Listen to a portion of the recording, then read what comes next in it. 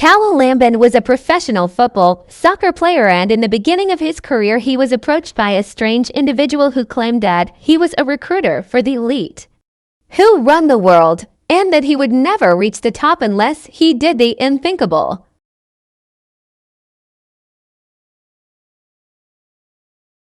But he came to recognize Jesus Christ reigns supreme. Muslim burials. And Yes. I'm playing football because football was the only thing that would help me to escape the pain of not having my mom. And as I'm playing, one football coach from the GMG Academy, Thailand, who's from like the team, like players like Yaya Toure, Salomon Kalou, famous Ivorian soccer player. Yes. And he started it in Ivory Coast, but then the Thai government told him to come to Thailand to do similar things. So he took 12 Ivorian to Thailand to raise the level of the Thai player. And I was part of the 12 people because one of the coaches was at my mom's funeral. Wow. You know, he saw me playing at the funeral. He was like, this boy is talented. God knew that if I would go back to Paris without my mom, I wouldn't be here in front of you. Because I would be Why? in gangs. Most of my friends in Paris end up in prison, selling drugs, you know. So God knew that he has to send me all the way to Thailand to play football that I love. That's why I often say to the people who have the religious spirit, let the prodigal son come back. Do not chase them. Because before to be your children, they are God's children and they are on loan to you. They belong to the Lord. The word say, if your mom and dad forsake you, the Lord will rescue you. This is what he did with me. Jesus. I was all the way in Thailand. And in Thailand, why I'm sharing that is because I was going to the Buddhist temple. Because you are lost. Islam is not really a religion that can give you peace in your soul. You know, you are trapped inside. And then I didn't find peace there in Buddhism because it was all about me. And when I left Thailand at the age of 16 to sign my first pro contract in the UK, that's where the journey began. And as the journey began, as a professional player, mind in your head that this is still me being Muslim, right? So one day, as I finished a game, a journalist came up and walked up to me. And when he walked up to me, he says to me that he would like to do an interview because I was in Thailand and in different countries, and he would like to basically know who I am, so the fan will know who I am as well. And as I accept, few weeks later we meet for a coffee. As I sit down, he looked me straight in the eyes. He said, "Listen, young man, I'm not a journalist." I'm like, okay, if you are an agent, I already have a football agent. If you're a president of a club, I'm not interested because I'm happy in the club that I am. He said, no, we rule this world. And I was like, what? Okay. Bear in mind, that's me, young Khalil, as a Muslim, not a Christian. Yes. But then when he says that he rules the world, automatically the voice of my mother, when I was like 7, 8, 9, 10 years old, my mom kept telling me, Khalil, do anything you want, but don't you ever sell your soul. And I'm like, Mom, what do you mean? What is a soul? She says, just don't you sell your soul. Don't ever do that. In French, of course, because we were speaking French. And that did not make sense to me. That's why I'm speaking to every mother listening. Do not stop to plant seed in the ears of your kids. Because faith comes from what you hear. The child may not be listening, but you have planted a living seed inside him. Jesus. That he will remember in the appointed day. And that appointed day for me, I was in front of this man, and the voice of my mom was like an umbrella, brother. The man is telling me that they rule this world, and I'm hearing the voice of my mother telling me, Khalil, do not sell your soul. Do not sell your soul.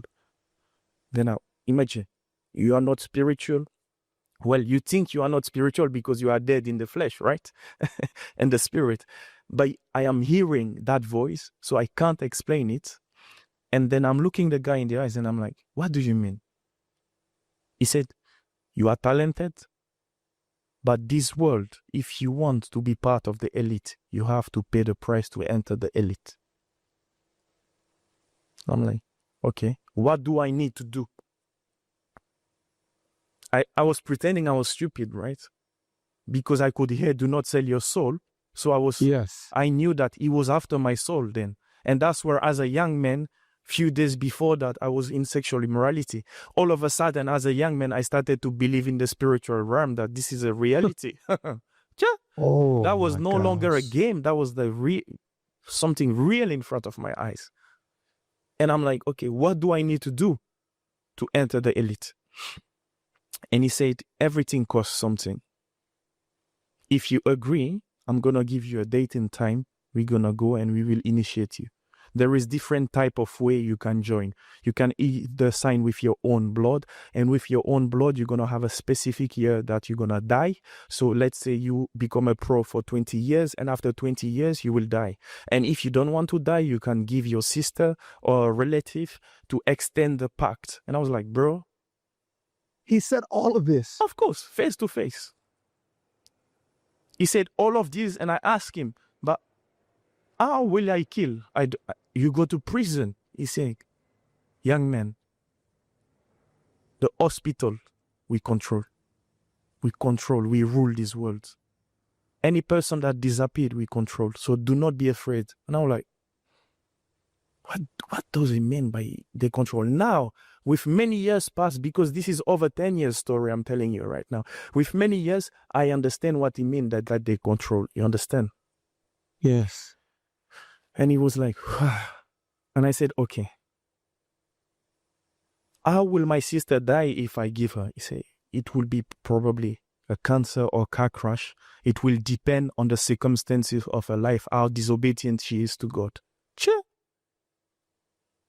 So that means when you walk in disobedience, doors are open for them to enter. So you will see sometime God will ask you to walk in obedience and you are being disobedient. The Bible says that the salary of sin is death. You know? And they're just waiting because you say in 2 Peter that your enemy, the devil, is prowling like a lion ready to devour. Right? So when he was saying that to me, I was so young and I was like not even Christian. I was still Muslim. But it's the voice of my mother that say, do not sell your soul. And I look at him and I say, listen, I stayed polite because, as an African man, I was like, maybe this guy can kill me or something, Yes. I said, listen, thank you very much for the offer, but I'd rather die the way I am. I don't want to do any of this. And he started to be hungry now. That's where his energy changed. His physically changed. Like his energy was like trying to dominate me. Like, you will never be the player you want to be. You will never reach the level you want to reach. Every president of clubs, every superstar that you worship are part of it. You can't without us. And I was like, what? As a young man, that's my dream, to become someone that collapsed, brother. It collapsed on the ground because I worked hard in Thailand. I worked hard in the academy to become the next Jerry Henry, because my dream was to become the next Jerry Henry, to make my mother proud. Like I always said, Mom, I will make you proud. But now today I know that making my mother proud is to serve God. Come on. The counterfeit, the enemy is a liar, But then I refused that. But when I went back home, I couldn't sleep for at least 4 months with the light off because I would see him in the corner. I went to my teammate and asked my teammate, have you ever heard about this journalist? He said, bro, we never heard of him. Now, fast track, many years back now in 2016, in Switzerland, where I was questioning Islam, fast tracking that, when I was questioning Islam, I made this prayer. I was in Thailand. I've seen these people asking me to sell my soul. There is over 3,000 religions, but there is one God. We live in a messed up world. I say, the closest I did get is Islam. But Isa, even in Islam, Isa, you seems to be God. So Isa, if you are God, reveal yourself to me. Brother, the next day,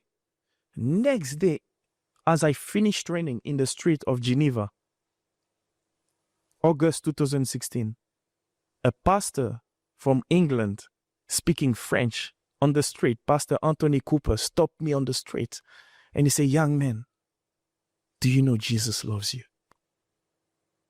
When he says that, I have no explanation as to describe that it was his word transfer life into my heart that was dead when my mom died. Wow. His word brought life into my heart. And I was like, my first question to him was like, how can Jesus love someone like me? Because I know what I'm doing at night. How can he love me? It's not possible. Hypocrite, doing all sorts of evil things. How? Sexual immorality. How?